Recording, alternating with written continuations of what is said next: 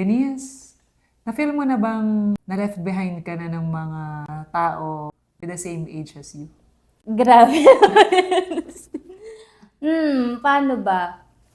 Kasi sa school, pag nasa school kayo, halos same-same kayo lahat, magkaka-level kayo. Pwedeng may kaklase kang mas mayaman, ganyan nakikita mong mas ahead sila, mas may resources and all. Pero mas apparent kasi yung pagkakaiba-iba na ng face and pace after mag-aral. And I feel na ngayon naman, hindi naman sa na left behind, pero sobrang iba-iba na talaga kami ng life ngayon na hindi ko rin ma-compare totally kasi may iba na may pamilya na, meron naman yung iba na puro travel, meron yung iba may nakabili na ng house and car, meron yung iba na yung sa corporate ladder, umaakyat Umaangat na, na, maangat-angat oo. na sa ganon. And ako naman, yung nakikita ko sa life ko, parang steady lang. Steady na mabagal. But I know that I am growing. So, walang anything grand happening on the outside. And chine-check ko rin sa sarili ko na when I'm seeing highlights na nangyayari sa mga kasabayan ko, kabatch ko, ka-age ko, na hindi ako yung dapat ganun din yung nangyayari sa akin. Kasi alam ko na iba yung priorities at pinagtatrabahuan ko ngayon.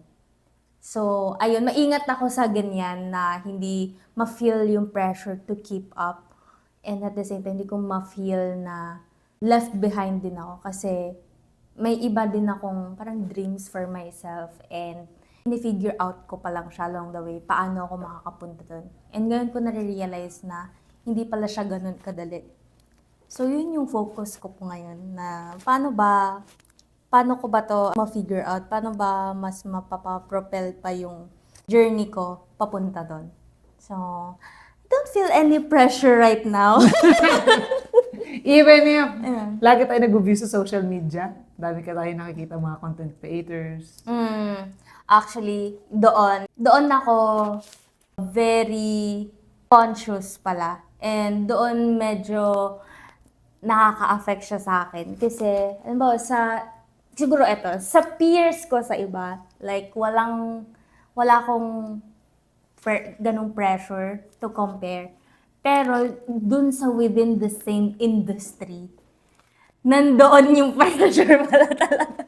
Yung kapag kapareho mo ng eto yung ginagawa and also people na, ganito na yung followers nila or nakikinig sa kanila. Parang nakakahiya na mag-start and knowing pag nag-start ka, zero ka. From baba talaga. And possibly wala akong nakikinig pa sa'yo, ganyan. And so yung pressure yung ego ba na magpo-post ka and walang makikinig. Parang yun yung nag-hinder sa akin na to grow and to start. Gusto ko yung kung saan kinalalagyan ng iba na may audience na and all. Pero nag-hinder yung pride para makapagsimula to get there. Gets mo? Ayun siya. Yan talaga dangerous effect ng social media sa atin. Kaka-browse ng kaka-browse. Especially pag tumingin tayo sa settings ng phone. Sasabihin niya doon kung gaano katagal na tayong on-screen eh. Na nag-spend tayo ng so many hours in social media, lalo tayong Filipinos. Subconsciously, may effect talaga siya sa atin. Lalo kung mahilig tayo manood ng mga vloggers na nag-start sila sa wala, ngayon bumulusok na, super successful business, ang ganda ng bahay, ng buhay. Pero ayun nga, syempre, pinipili lang naman natin ang gusto natin ipakita sa social media.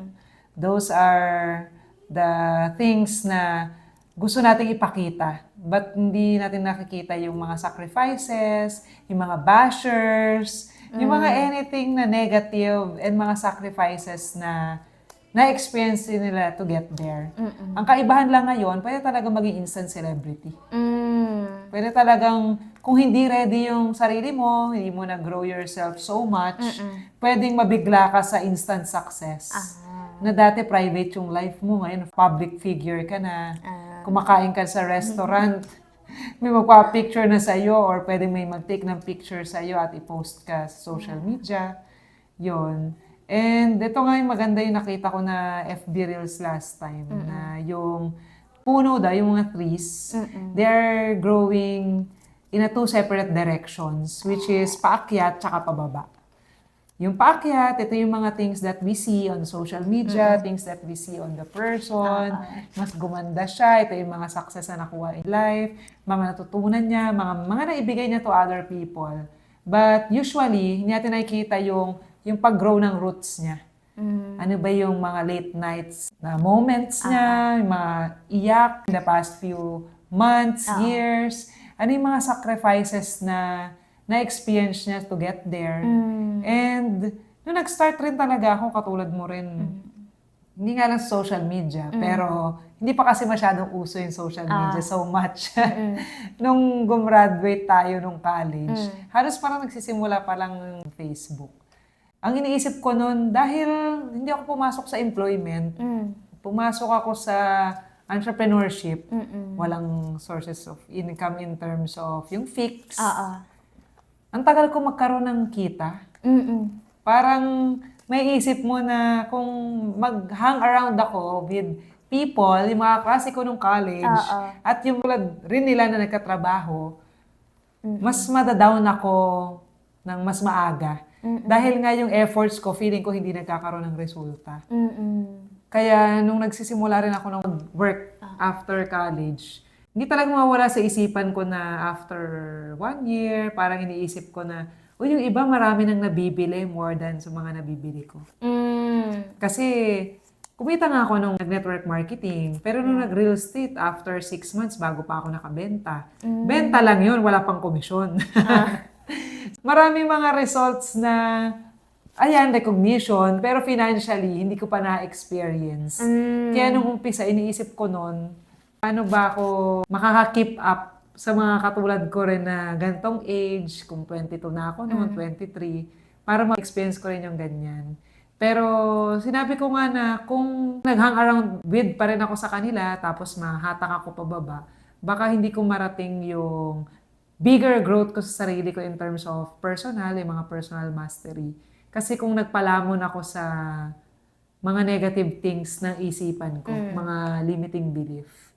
And din ko na sinabi na dahil hindi ako tumigil, yan, magbenta-benta noong 2013, nag-AIA na rin ako noon na insurance habang nag-real estate. Dumating na rin yung point ng 2014, ito yung first ever na travel ko abroad, na ako na yung nagbayad, hindi na family member. Lumabas kami, papuntang Thailand with friends.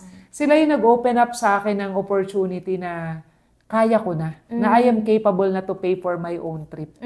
Na kaya ko na magbiyahe at 23 years old with my friends. Wow. Pero nung umpisa, hindi pa kaya kasi nga wala nang income.